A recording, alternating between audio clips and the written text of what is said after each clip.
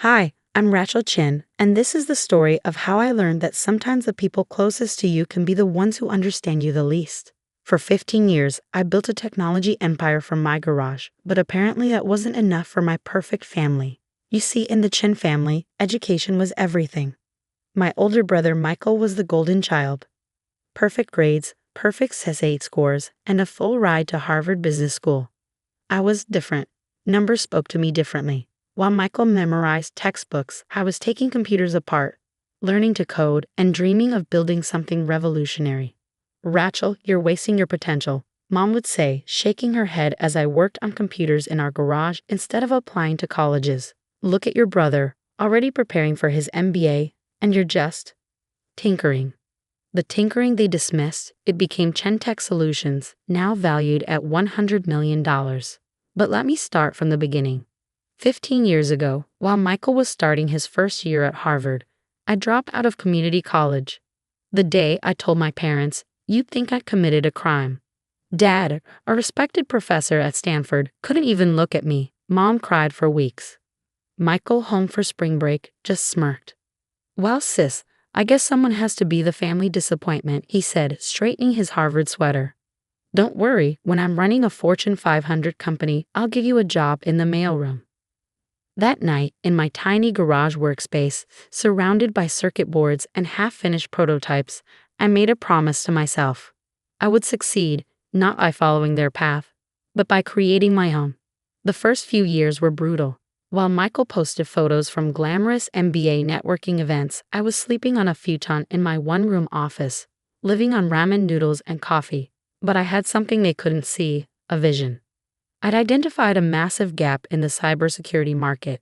While big companies were focusing on complex, expensive solutions, small businesses were left vulnerable. I developed Security Shield, a simple but powerful security suite that small businesses could actually afford and understand. The first version was rough, but it worked. Word spread. One small business became 10, then 100. By year 3, we had our first $1 million contract. Did my family notice? Sure, but not in the way you'd expect. "Cute little business you've got there, Rach," Michael said during Thanksgiving dinner that year. "But you really should consider getting a proper education. You can't build a real company without proper credentials." Mom nodded eagerly. "It's not too late to go back to school, honey. Michael could help you apply to some good business schools."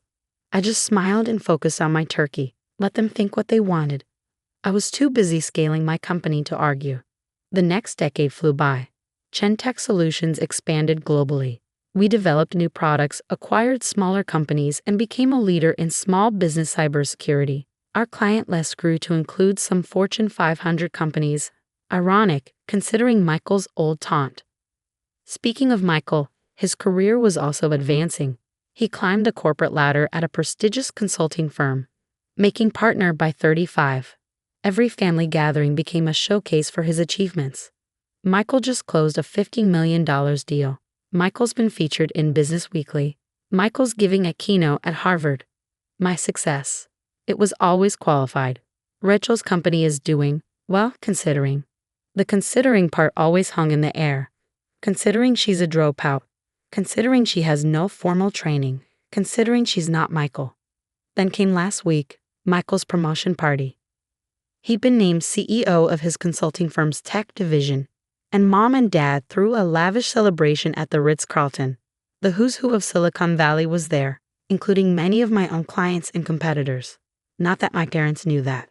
I arrived early, wearing a simple black dress that Mom immediately criticized. "Couldn't you have made more of an effort?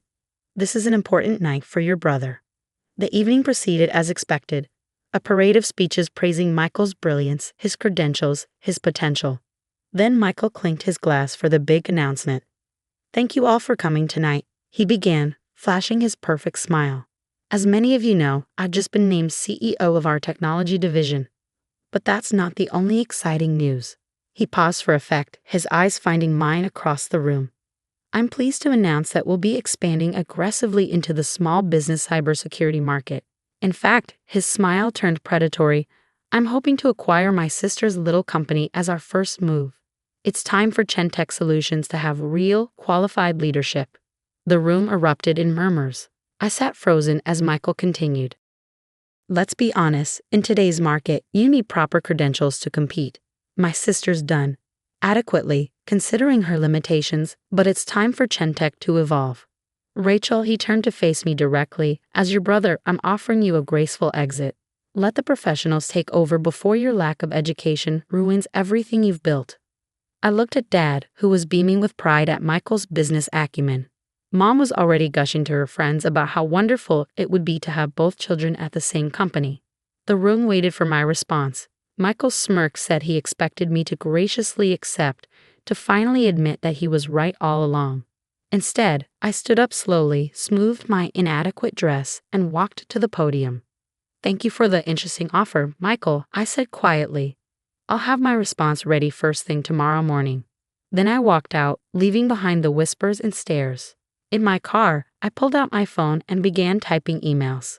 It was going to be a long night, but by morning they'd learn exactly what a dropout could do. Little did they know, tomorrow would change everything. The next morning dawned bright and clear. I arrived at Chentech's headquarters at 6 a.m., hours before our usual start time. As I walked through the quiet offices, I touched the sleek glass walls and modern workstations. Everything I built from nothing while my family was busy doubting me. At precisely 9 a.m., the elevator doors opened. Michael strode in, followed by Dad and two men in expensive suits, presumably his company's lawyers. His triumphant smile faltered slightly when he saw me sitting calmly at the conference room table. Rachel, he said, straightening his custom-made tie. I'm glad you're here. These are our attorneys. They've prepared the acquisition paperwork. I think you'll find our offer very generous, considering my limitations. I finished for him, smiling. Please sit down. I have some documents of my own to share. They settled into the leather chairs, Michael already reaching for what he assumed were resignation papers. Instead, I opened my laptop and connected it to the room's main screen. Before we discuss your offer, there are a few things you should know about my little company. I began pulling up the first document. This is Chentech's current valuation, $100 million, as verified by 3 independent firms last month. Michael's smirk wavered. That's impossible. Our research showed.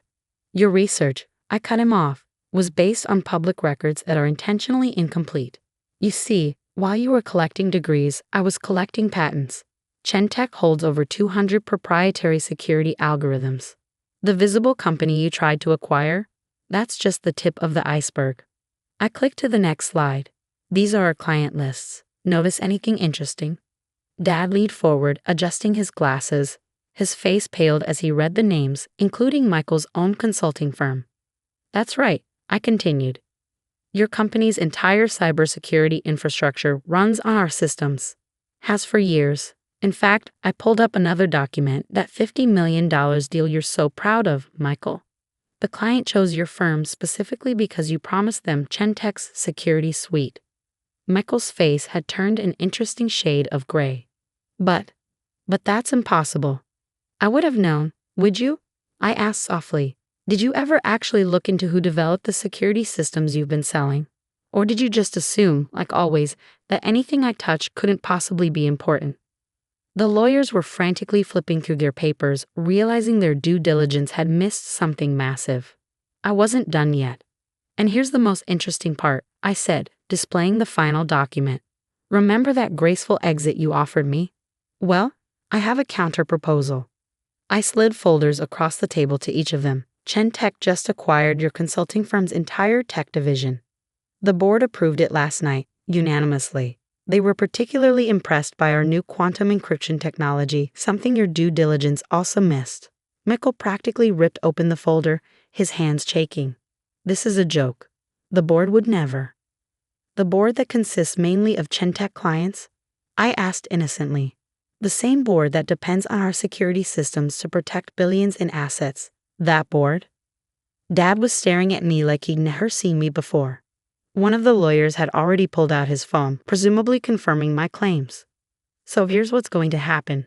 I continued, my voice steady. You have 2 options, Michael.